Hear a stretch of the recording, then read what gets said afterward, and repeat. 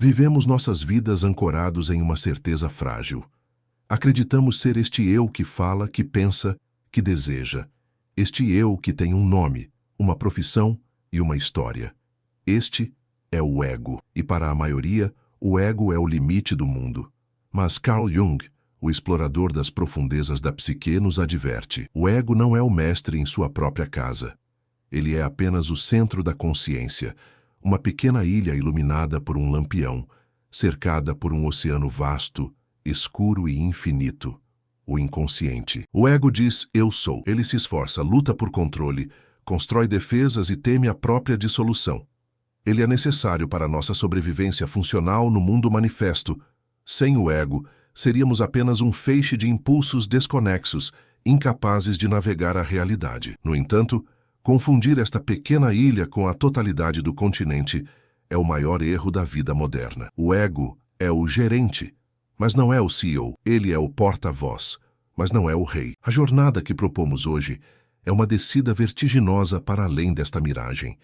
É uma jornada para encontrar o verdadeiro centro, a totalidade da psique, o arquétipo que Jung ousou chamar de self, o si mesmo. Este self não é apenas o eu melhorado, é a união de todos os opostos, do consciente e do inconsciente, da luz e da escuridão. E é neste centro que, segundo Jung, reside a imago Dei, a imagem de Deus. O ego teme o self, pois o self exige a rendição do controle. O ego busca a separação, a identidade. O self busca a integração, a totalidade. Quando sentimos um vazio existencial, uma falta de sentido, mesmo quando o ego conquistou tudo o que desejava, dinheiro, status, poder, este é o primeiro sintoma. É o self, o oceano vasto, batendo contra as praias da pequena ilha consciente, chamando o ego para uma tarefa maior, a individuação. Este chamado é aterrorizante. Ele nos pede para olhar para o que preferimos ignorar, para mergulhar no escuro. O ego se agarra ao conhecido, mas a alma anseia pelo desconhecido. O primeiro passo para encontrar o self é, portanto, relativizar o ego. É entender que sua voz, tão alta e insistente, é apenas uma parte da orquestra, e muitas vezes uma parte desafinada. A verdadeira maestria não é fortalecer o ego, mas torná-lo um servo voluntário e consciente de algo muito maior.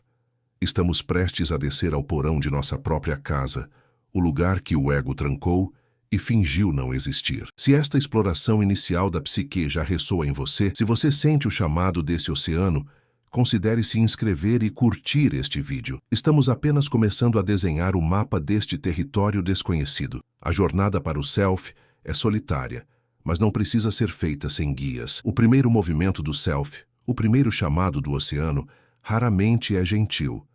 Ele não surge como um anjo de luz, mas como um demônio da escuridão. Ele emerge do lugar que mais tememos, a nossa sombra. Jung foi categórico. Não nos tornamos iluminados imaginando figuras de luz, mas tornando a escuridão consciente. A sombra é o arquétipo de tudo o que reprimimos, de tudo o que consideramos inaceitável em nós mesmos, de tudo o que a sociedade, nossos pais e nossa própria consciência vigilante consideraram ruim, errado ou fraco. É o nosso outro interior, o Dr. Jekyll, que todos nós escondemos. O ego trabalha incansavelmente para manter a sombra acorrentada no porão. Gastamos uma energia psíquica colossal para manter a ilusão de que somos apenas bons, racionais e controlados. Mas a sombra não desaparece. Quanto mais ela é reprimida, mais densa, sombria e destrutiva ela se torna. E ela se manifesta. Ela se manifesta em nossos lapsos de linguagem, em nossos acessos de raiva inexplicáveis, em nossos preconceitos, em nossas culpas e, o mais comum, na projeção. Aquele colega de trabalho que você detesta sem motivo aparente, aquela característica em outra pessoa que o irrita profundamente, Jung diria: olhe atentamente. Você provavelmente está olhando para um pedaço da sua própria sombra projetada em uma tela externa. É mais fácil travar uma guerra santa contra o mal no mundo do que confrontar o mal dentro de nós mesmos. Mas aqui está o paradoxo da individuação. A sombra não é apenas negativa, Ela contém uma energia vital imensa. Ela guarda a nossa espontaneidade perdida, nossa criatividade reprimida, nossa agressividade saudável, nossa sexualidade autêntica. Jung dizia que na sombra encontramos o ouro. O self, em sua busca pela totalidade, exige que desçamos ao porão e iniciemos um diálogo com este prisioneiro. Este é o portal. O self não pode ser alcançado ignorando a sombra. Ele só pode ser alcançado através da sombra. O chamado do inconsciente é, portanto, um chamado para a integração. É parar de projetar e começar a assimilar. É ter a coragem moral de dizer: sim, isto também sou eu. Eu sou capaz desta crueldade. Eu tenho esta inveja. Eu possuo esta ganância. Somente quando o ego admite essa sombra, a luz pode penetrar na escuridão. Este é o primeiro e mais doloroso passo da alquimia psicológica. O ego quer pureza. O self exige completude. E a completude inclui o quebrado, o sujo e o rejeitado. O self não é uma entidade moralista. É uma entidade de totalidade. Antes de buscarmos a luz de Deus, devemos ter a coragem de enfrentar nossa própria escuridão. Este é o preço da entrada na jornada do self. Ao mergulhar além do ego e da sombra, não caímos no vazio. Caímos em um mundo de padrões eternos, de imagens primordiais que moldam a experiência humana há milênios. Jung chamou essas estruturas de arquétipos. Eles são os pilares ocultos da psique, os órgãos da alma. O inconsciente coletivo, essa camada profunda que todos compartilhamos, não é um depósito caótico, mas um universo estruturado por essas formas. Pense nos arquétipos como os leitos secos de rios, esculpidos na terra psíquica. A experiência individual, a água da nossa vida, flui por esses leitos. Quando nos apaixonamos, ativamos o arquétipo dos amantes. Quando lutamos por uma causa, o herói. Quando buscamos conhecimento, o sábio. Quando cuidamos de alguém, a mãe. Quando enfrentamos o caos para criar ordem, o pai. Nós não inventamos essas imagens. Nós as herdamos. Elas estão presentes nos mitos, nos contos de fadas, nas religiões e, o mais importante, em nossos sonhos. O ego pode se sentir único, mas ele está sendo constantemente influenciado por essas forças transpessoais. Ignorá-las é ser possuído por elas. Um homem que não reconhece sua agressividade pode ser possuído pelo arquétipo do guerreiro e se tornar um tirano doméstico. Uma mulher que nega sua necessidade de ordem pode ser possuída pela sombra do arquétipo do pai e se tornar rígida e controladora. Reconhecer os arquétipos é o início da verdadeira psicologia profunda. É entender que as grandes narrativas da humanidade estão sendo encenadas agora mesmo dentro da sua própria alma. Mas entre todos os arquétipos, o herói, a sombra, a persona, a ânima, o ânimos, o sábio, o trickster, há um que os contém a todos. Um arquétipo que representa não uma parte, mas a totalidade. Este é o arquétipo central, o arquétipo da ordem e da totalidade, o organizador de toda a psique. Este é o self. O self é o padrão subjacente que busca unir todos os fragmentos dispersos do nosso ser. Enquanto o ego é o centro do consciente, o self é o centro da psique total, consciente e inconsciente. Ele é o ponto de equilíbrio. Por isso o self é frequentemente simbolizado em sonhos e mitos por figuras de totalidade. A mandala, o círculo, a pedra filosofal dos alquimistas, a cidade sagrada, o quadrado, ou a figura de um rei divino ou de um salvador. Ele é o objetivo final da jornada. O ego não cria o self. O ego é criado pelo self. O self é o sol, e o ego é um pequeno planeta que orbita ao seu redor. Nossa tarefa na vida, a jornada da individuação, é essencialmente uma mudança de centro. É parar de acreditar que somos o planeta e reconhecer que orbitamos um sol muito maior. E aqui chegamos ao coração do mistério, ao ponto mais controverso e profundo do pensamento de Jung. O que é, afinal, este self? Para Jung, a experiência do self era indistinguível da experiência de Deus. Ele não estava fazendo uma afirmação teológica de que Deus existe, da maneira como as religiões dogmáticas o definem. Ele estava fazendo uma afirmação psicológica, baseada em décadas de observação empírica de seus pacientes e de seus próprios sonhos e visões. Jung observou que quando uma pessoa entrava em contato profundo com este centro ordenador, o self, ela usava espontaneamente a linguagem religiosa para descrevê-lo. Ela o experimentava como uma força luminosa, avassaladora, maior do que o seu ego, que trazia um senso de destino, significado e totalidade. O self, como arquétipo da totalidade, é a imago Dei, a imagem de Deus, impressa na alma humana. Cada psique, não importa quão ferida ou fragmentada, carrega dentro de si o modelo da divindade, o padrão da totalidade absoluta. Deus, para Jung, não era apenas uma entidade externa a ser adorada, mas uma realidade psicológica a ser experimentada. Deus, ele diria, é o nome que a psique dá ao seu próprio centro unificador quando o encontra. Esta é uma ideia radical. Ela retira Deus do céu distante e o coloca no centro do inconsciente humano. Isso não diminui Deus, pelo contrário, torna-o uma presença imediata, palpável e terrivelmente real. O self é o Deus interior. Isso explica por que a busca por significado é tão fundamental para o ser humano. Não estamos buscando apenas conforto ou felicidade egóica. Estamos, na verdade, buscando realizar essa imagem divina dentro de nós. Estamos buscando a completude. O self é o Cristo interior, o Buda interior, o Atman, o Tao. Diferentes culturas deram nomes diferentes a este mesmo arquétipo central da totalidade. A individuação, portanto, não é apenas um processo de se conhecer melhor ou de autoajuda. É um trabalho religioso no sentido mais profundo da palavra, do latim religare, religar. É o processo de religar o ego consciente ao self divino e inconsciente. É a realização da imago Dei na vida concreta de um indivíduo. Quando Jesus disse, "O reino de Deus está dentro de vós", Jung interpretou isso psicologicamente. O arquétipo da ordem divina, o self, é uma estrutura inata da sua psique. Encontrá-lo não é uma questão de crença, mas de experiência direta. Uma experiência que transforma o indivíduo da base ao topo. O caminho para o self, para a realização desta imago Dei, não é uma ascensão pacífica para a luz. É uma descida, é um confronto. Aquele que deseja encontrar o divino deve primeiro estar disposto a encontrar o demoníaco dentro de si mesmo. Este é o confronto necessário, a nigredo dos alquimistas, a noite escura da alma dos místicos.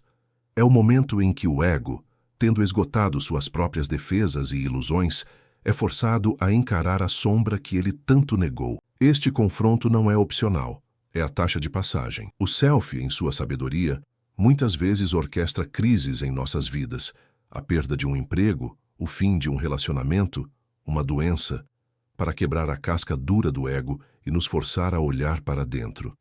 Nesses momentos de escuridão, quando o mapa do ego não serve mais, somos forçados a encontrar um novo centro de orientação. O confronto com a sombra é aterrorizante, porque ele dissolve nossa autoimagem. O homem bom descobre sua capacidade de ódio. A mulher caridosa descobre sua inveja secreta. O intelectual racional descobre seus impulsos irracionais e violentos.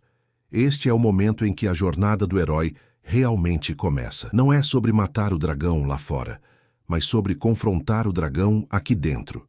A tentação é sempre a de recuar, voltar para a segurança da persona, da máscara social e culpar o mundo exterior por nosso sofrimento.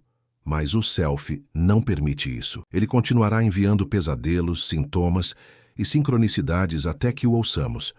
O objetivo deste confronto não é destruir a sombra.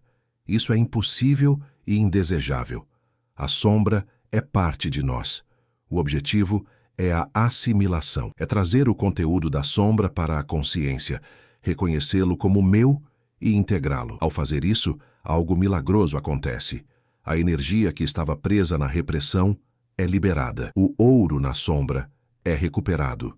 O indivíduo se torna mais completo, mais real, mais humano. Ele não é mais apenas bom, mas inteiro. Ele tem profundidade. O confronto com a sombra é o batismo de fogo da individuação. Sem ele, toda a espiritualidade é superficial, uma fuga da realidade, uma inflação do ego. Como Jung escreveu, ninguém se torna iluminado fantasiando sobre a luz, mas tornando a escuridão consciente. O último é, no entanto, desagradável e, portanto, impopular. Se você está passando por sua própria noite escura, saiba que isso pode não ser um colapso, mas uma quebra para algo novo. É a psique se reconfigurando, o self chamando. Após o confronto inicial com a sombra, o mergulhador da psique encontra o próximo grande par de opostos: a ânima e o ânimos. Se a sombra é o nosso outro eu do mesmo sexo, a ânima, para o homem, e o ânimos, para a mulher, são as personificações arquetípicas do outro sexo que carregamos dentro de nós. Eles são a alma interior. Em um homem, a ânima é a imagem feminina interior, a personificação de todos os aspectos femininos reprimidos: emoção, intuição, receptividade, conexão.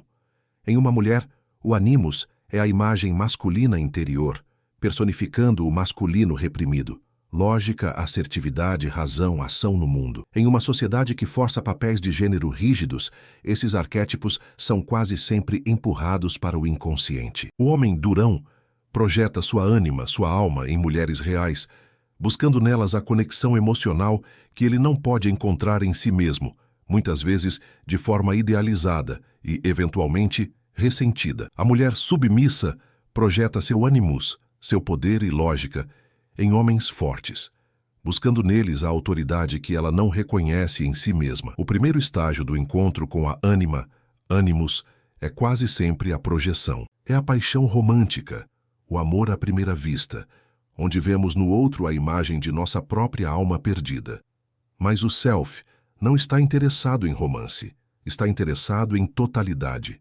A jornada exige que retiremos essas projeções. O homem deve aprender a se relacionar com sua própria ânima, a desenvolver sua própria capacidade de sentir, de intuir, de se conectar. A mulher deve aprender a se relacionar com seu próprio ânimos, a desenvolver sua própria lógica, sua voz e seu poder de ação. Este é o casamento alquímico interior, a conjunctio, a união sagrada dos opostos dentro da psique individual. O objetivo não é que o homem se torne feminino ou a mulher masculina, mas que ambos se tornem completos.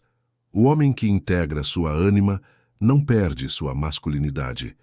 Ele a aprofunda, tornando-se um homem capaz de sentir. A mulher que integra seu ânimos não perde sua feminilidade. Ela a enraiza, tornando-se uma mulher capaz de pensar e agir com clareza. O self, como arquétipo da totalidade, é andrógeno. Ele é a união do rei e da rainha, do sol e da lua.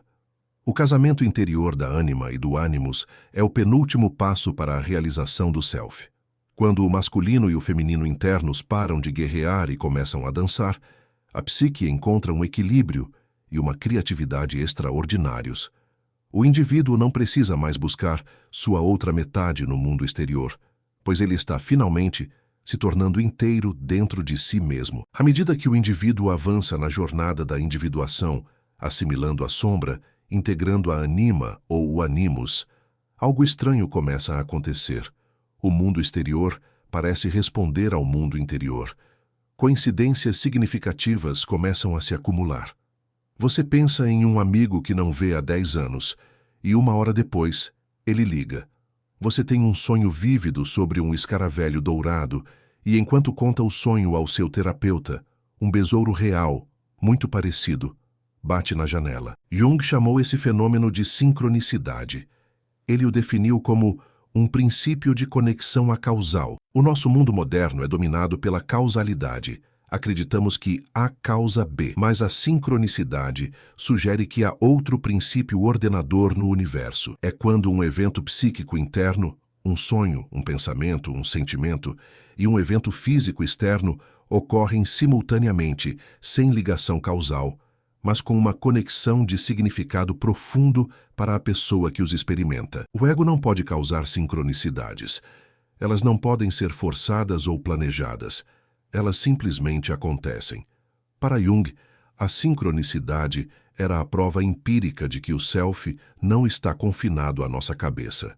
O self, a totalidade, a imago Dei, não é apenas o centro da psique, mas também está entrelaçado com a própria estrutura da realidade. O self é o maestro que não apenas rege a orquestra interna da alma, mas também, de alguma forma misteriosa, influencia a partitura do universo exterior. Quando você está alinhado com o Self, quando está vivendo sua verdade autêntica, você entra em fluxo com o Tao, com a ordem subjacente das coisas. A sincronicidade é o aceno do universo, a confirmação do Self de que você está no caminho certo. É o mundo objetivo e o mundo subjetivo ecoando um ao outro. Isso tem implicações profundas. Significa que a separação entre mente e matéria, entre dentro e fora, é, em última análise, uma ilusão do ego. A psique e o cosmos são dois aspectos da mesma realidade unificada. O unus mundus, mundo único, dos alquimistas. O Self é o ponto onde a psique e a matéria se tocam. Viver em contato com o Self é viver em um diálogo constante com o mistério. É prestar atenção aos sonhos, aos símbolos, aos encontros fortuitos. É ver o mundo não como uma máquina morta de causa e efeito, mas como um texto vivo, simbólico e significativo, constantemente nos enviando mensagens sobre nossa própria jornada de totalidade. Chegamos, então, ao propósito supremo da vida humana, segundo Jung, a individuação. O que é precisamente este processo? É a jornada para se tornar um indivíduo, literalmente, não dividido. É o processo de vida inteira, pelo qual um ser humano se torna quem ele realmente é, em sua totalidade única e singular. Não é um processo de se tornar perfeito. A perfeição pertence aos deuses e aos dogmas, e o Self, como vimos, não está interessado em perfeição moral, mas em completude. A individuação é sobre se tornar completamente, autenticamente e inegavelmente você mesmo. Ela começa com o reconhecimento das máscaras que usamos, a nossa persona, o eu que apresentamos ao mundo para sermos aceitos. Ela continua com a coragem de olhar para o que escondemos por trás da máscara, a sombra. Ela se aprofunda com a integração dos nossos opostos internos, a ânima ou ânimos, e é guiada por esse centro ordenador, o Self. A individuação é o oposto do conformismo. A sociedade nos pressiona a sermos coletivos, a nos encaixarmos em moldes pré-fabricados. Seja um bom funcionário, seja um bom pai, seja um bom cidadão. Esses papéis são importantes, mas se eles se tornam a totalidade da nossa identidade, perdemos nossa alma. O indivíduo individuado não abandona a sociedade, mas ele se relaciona com ela a partir de um centro autêntico. Ele não age mais por medo ou por necessidade de aprovação, mas por uma obediência à voz interior do Self. Esta é a tarefa mais difícil que um ser humano pode empreender. É mais fácil seguir o rebanho. É mais fácil aceitar os valores prontos da cultura. A individuação exige que questionemos tudo, que suportemos a solidão do nosso próprio caminho único e que assumamos total responsabilidade pela nossa própria existência. O Self não nos dá um mapa fácil. Ele nos dá um labirinto. Cada um de nós deve encontrar seu próprio caminho através dele. O objetivo não é imitar Jung, ou Cristo, ou Buda. O objetivo é realizar o Cristo ou o Buda dentro de você, da sua maneira única. Como Jung disse famosamente, graças a Deus, eu sou Jung, e não um junguiano. A individuação é a realização do nosso mito pessoal. É viver a vida que nasceu para viver, e não a vida que seus pais, sua cultura ou seu ego assustado queriam que você vivesse. É a resposta ao chamado do Self para se tornar inteiro. E nesta jornada, descobrimos que, ao nos tornarmos mais autenticamente nós mesmos, paradoxalmente, nos conectamos mais profundamente com a totalidade da humanidade e com o divino. A jornada para o Self, para o Deus interior, é a jornada mais recompensadora que existe, mas ela também é a mais perigosa. Existe um abismo específico que se abre no caminho, um perigo que Jung chamou de inflação psíquica. O que acontece quando o pequeno ego, a ilha consciente, finalmente vislumbra o vasto oceano do Self, o arquétipo da divindade? O ego, em sua fraqueza, tem duas reações possíveis. A primeira é a aniquilação, o medo de ser dissolvido, o que leva ao confronto com a sombra. A segunda, e talvez mais perigosa, é a identificação. O ego olha para o Self e, em vez de dizer, eu sirvo a este centro maior, ele comete o erro supremo da arrogância. Ele diz, eu sou este centro, eu sou Deus. Isso é a inflação psíquica. É o ego se apropriando da energia luminosa do Self. O resultado é desastroso. Vemos isso em líderes de cultos, em gurus megalomaníacos, em tiranos políticos, ou mesmo em pessoas comuns que, após uma experiência espiritual profunda, se tornam arrogantes, dogmáticas e insuportáveis. Elas sentem que descobriram a verdade e que agora têm o direito de impô-la aos outros. Elas perderam o chão da realidade humana comum. O indivíduo inflado não se torna divino. Ele se torna um balão, cheio de ar quente desconectado da Terra. Jung advertiu que a identificação com o self é uma forma de psicose. O ego não pode conter a totalidade da energia divina. Tentar fazer isso é como tentar armazenar o sol em uma caixa de sapatos. A caixa simplesmente queima. A verdadeira individuação exige o oposto: humildade. O ego deve reconhecer seu lugar. Ele deve se tornar o servo do self, não o seu usurpador. A diferença entre um verdadeiro sábio e um louco inflado é esta. O louco diz: eu sou Deus. O sábio diz: eu sou um instrumento através do qual o self se expressa. O sábio permanece com os pés no chão. Ele ainda lava a louça, paga seus impostos e lida com as frustrações do dia a dia. Ele não está acima da humanidade. Ele está mais humano, pois agora ele integra tanto sua luz quanto sua escuridão. O antídoto para a inflação é o trabalho contínuo, o reconhecimento da própria sombra e a conexão com a vida comum. Encontrar o Deus interior não nos torna deuses. Torna-nos, pela primeira vez, verdadeiramente humanos, vasos conscientes para uma experiência transpessoal. Então, o que significa viver após essa jornada? O que significa viver não mais a partir da pequena ilha do ego, mas a partir do vasto continente do self? Significa viver a partir do centro. Não é um estado estático de iluminação, onde todos os problemas desaparecem. Os conflitos não acabam. A dor não desaparece. A vida continua sendo um fluxo de opostos, alegria e tristeza, sucesso e fracasso, luz e escuridão. A diferença é fundamental. O indivíduo não está mais sendo jogado de um lado para o outro por esses opostos.